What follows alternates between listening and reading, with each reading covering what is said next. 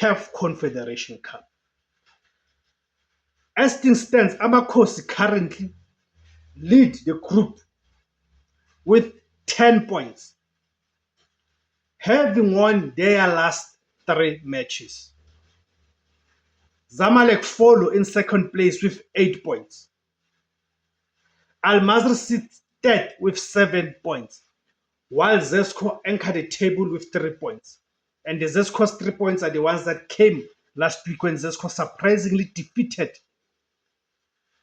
Zamalek. The qualification scenarios are clear. Chiefs need at least a draw to secure their spot in the last 8, while both Zamalek and Al Masry must win outright to progress. Chiefs will be without defenders Inacio Miguel, who sidelined through an injury, and Aiden McCarthy,